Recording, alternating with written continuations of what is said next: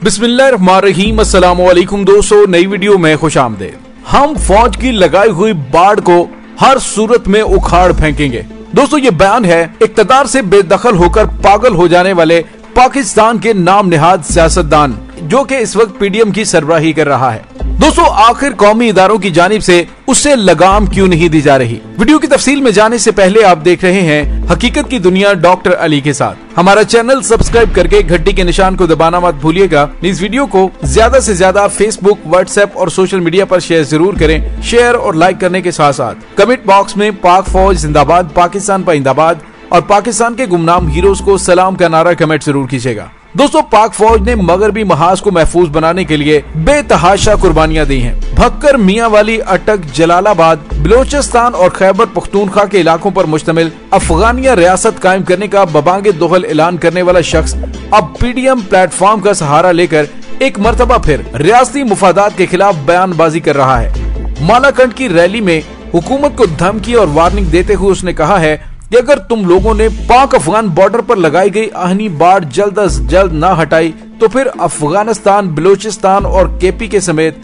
वजीरिस्तान के पश्तूनों को कहूंगा कि वो खुद ये बाढ़ उखाड़ कर फेंक दें। दोस्तों, कहा जाता है कि इंसान हमेशा अपने दोस्तों से पहचाना जाता है और अंग्रेजी में इस हवाले से a man is known by the company he keeps, ये मुहावरा इसके लिए इस्तेमाल होता है। दोस्तों, आज की वीडियो में मेरा मुखातिब हर वो पाकिस्तानी है जो इस मुल्क की वहदत और सालमियत के लिए अपनी जान कुर्बान करने के लिए हम वक्त तैयार रहता है। दोस्तों, इस सोच और जज्बे का हामिल कोई फर्द किसी भी जमात या किसी भी सियासी पार्टी से ताल्लुक रखता हो, इससे कोई गर्ज नहीं है।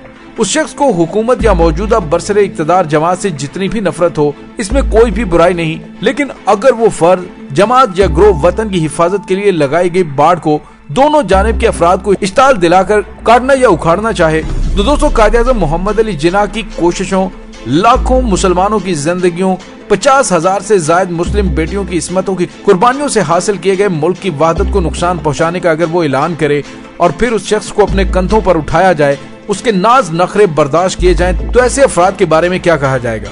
क्या ये सब उसके दरपर्दा हमायती नहीं कहलाएंगे? आज सबको फैसला करना होगा कि उनकी लड़ाई मौजूदा हुक्मरान और बरसे इक़्तिदार जमात से है या रियासत से। इसका फैसला करना होगा कि जिस मुल्क में हम सब बसते हैं, जिसकी आन और शान हमारी आन और शान है, अगर कोई इसकी वहदत को नुकसान पहुंचाने की कोशिश करता है और कुछ लोग जो उसका साथ देते हैं, वो हमारी नजरों में किस मुकाम के हामिल होंगे? दोस्तों, जलसों और रैलियों में ऐसी मुतनाज़ बातें जिनका मकसद कौम को नफरत और तकसीम की दलदल में धकेलना लगता है, किसी भी तौर पर काबिल कबूल नहीं हो सकती। कराची के जलसे में कौमी जुबान उर्दू के खिलाफ बात की जाती है तो लाहौर में खड़े होकर पंजाबियों की हुब्बुल वतनी की तौहीन की जाती है। कभी ओपोजिशन के जलसों से आजाद बलूचिस्तान के नारे लगाए जाते हैं तो कभी आहनी बाढ़ उखाड़ फेंकने के सबक दिए जाते हैं, और पता नहीं क्यों इन सब के लिए कंधा इस्तेमाल हो रहा है ओपोजिशन इत्तेहाद पीडीएम का। अफगानिया की तरकीब देने वालों, सरहद पर लगी बाढ़ को बजोरे ताकत उखाड़ फेंकने वालों से मुतल्लिक सिक्योरिटी इदारे यकीनन खबर रखते होंगे। मेरा मुशाहिदा और तजर्बा कहता है कि बाजोड़ और महमद एजेंसी इस वक्त मुल्क में मौत बांटने के रास्ते बन चुके हैं, क्योंकि सबसे पहले इन दो एजेंसियों की हुदूद पर कड़ी नजर रखते हुए मजबूत और मुकम्मल आहनी बाढ़ के जरिए उन्हें बंद करना इंतहाई जरूरी हो चुका है। बाढ़ की तंसीब मुकम्मल होने के बाद रात के वक्त उनमें बर की रोब भी छोड़ी जानी चाहिए और बाढ़ की निगरानी के लिए फ्लड लाइट्स का इस्तेमाल भी लाजमी करना होगा। बाज़ इत्तलात के मुताबिक अफगानिस्तान से दुश्मन के एजेंटों और उनके लिए काम करने वाले दहशत गर्दों के लिए गोला बारूद समेत हर किस्म की कुमक सबसे ज्यादा बाजोड़ और महमद एजेंसी के रास्तों से सरहद के इस पार पहुंच रही है। पाकिस्तान ने कुछ हफ्ते कबल जब चंद रोज के लिए अफगान बॉर्डर बंद किया था तो चारों जानिब से हाहाकार मच गई थी, जबकि भारत ने अपनी मुल्की सलामती को तमाम चीजों से मुकद्दम समझते हुए पाकिस्तान, बांग्लादेश और नेपाल की सरहदों को आहनी बाड़े लगाकर बंद किया हुआ है। फिर कुछ लोगों को इन बाड़ों से तकलीफ क्यों पहुंच रही है? दोस्तों, माजी में पाकिस्तान अफगानिस्तान से मिलने वाली अपनी उन सरहदों को आहनी बाड़ लगाने से हिचकिचाता रहा, जहां से हमारी औलाद और सलामती आए दिन निशाना बन रही है। दोस्तों, मुख्तलिफ ग्रोहों और मुख्तलिफ ग्रुपों की सूरत में अफगानिस्तान के चप्पे चप्पे में बिखरे भारतीय तरबियत याफ्ता दहशतगर्द पाकिस्तान को अपना सॉफ्ट टारगेट बनाने के लिए अपने सुधाए हुए लोगों को इस्तेमाल कर रहे हैं। वही लोग जिनके बारे में साबिक अमरीकी वजीर दिफा रॉबर्ट गिट्स ने भी अपने दौरे पाकिस्तान में बता दिया था। मुल्की और गैर मुल्की मीडिया के एक हुजूम से गुफ्तगू करते हुए रॉबर्ट गिट्स का कहना था कि अफगान फौज की तरबियत के लिए भारतीय फौज की खिदमात हासिल की जा रही हैं अमरीकी छतरी के नीचे हामिद करजाई के 10 साल दौरे हुकूमत में अफगान फौजियों को जो तरबियत मिलती रही, ये उसी का नतीजा है कि भारत अफगानिस्तान की फौज सिक्योरिटी इदारों और खुफिया एजेंसियों का हमराज बनने के साथ साथ पाकिस्तान मुखालिफ टोले का दमसाज भी बन गया है। दोस्तों, अमरीकी वजीर दिफा चक हैगल का वो मुकाला दुनिया भर के इल्म में है कि भारतीय खुफिया एजेंसियां अफगानिस्तान से पाकिस्तान में दहशतगर्द हमले करके दहशतगर्दी कराती चली आ रही हैं। अफगानिस्तान की वजारत दाखिला और वजारत खारजा का रिकॉर्ड चेक किया जाए तो हैरत होगी कि भारत से मीडिया के नाम पर एक पूरी फौज काबुल, कंधार, जलालाबाद, पकते और खौज समेत मुतअद्दिद सूबों में डेरे डाले हुए है। दोस्तों, उसकी वजह हमारे इदारों से पोशीदा नहीं है। अफगानिस्तान में बेचैनी और कत्लो गारत से सैकड़ों मील दूर बैठा भारत खुद तो महफूज है, उसे तो जलते अफगानिस्तान और वहाँ भड़कती आग से कोई नुकसान नहीं हो रहा, उसकी तो कोई इमारत तबाह नहीं हो रही है और उसके तो ऑफिसर और जवान नहीं मारे जा रहे, उसका तो कोई शहरी दहशतगर्दी का शिकार नहीं हो रहा। असल नुकसान अफगानिस्तान और पाकिस्तान का हो रहा है। दोनों जानिब से मारे तो मुसलमान ही जा रहे हैं।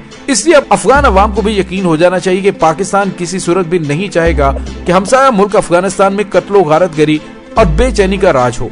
अफगानिस्तान का सरकारी रिकॉर्ड गवाह है कि करजई और दोस्तम ने अफगान पुलिस, फौज और खुफिया एजेंसियों की तरबियत के लिए भारत की खिदमत हासिल की और इस मकसद की आड़ में दोस्तम की जाती मलेशिया को भी भारतीय फौज से गुरीला और जंगी तरबियत दिलवाई गई।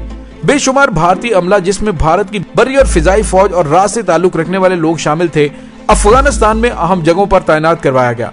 उसी अमले ने साबिक हुकूमत के दौर में चुन चुन कर कम्युनिस्टों को अफगान फौज और एनडीएस जैसे खुफिया इदारों में भर्ती किया। आज उसका नतीजा सबके सामने है। सरहद पार से पाकिस्तान की चौकियों पर हमले मामूल बन चुके हैं, जबकि अंदरूने मुल्क होने वाली दहशतगर्दी के डांडे भी अफगानिस्तान में काम करने वाले भारतीय कौंसल खानों से जा मिलते हैं। ऐसे में पाकिस्तान को अपनी अवाम की सलामती का पूरा हक है और ये गुज़िश्ता 10 बरसों से भारत नवाज दहशतगर्दों से हालत जंग में है। दोस्तों, इस्राएली वज़ीर आज़म ने जनरल असेंबली के 70वें इजलास में सबके सामने बरमला कहा था कि हमें अपने मुल्क पर गिराए जाने वाली ईंट का जवाब पत्थर से देने का हक है और इसराइल को गजा और दूसरे इलाकों में बाढ़ लगाने का हक हासिल है। अगर मैक्सिको और अमेरिका के दरमियान बाढ़ लग सकती है तो पाक अफगान सरहद पर क्यों नहीं।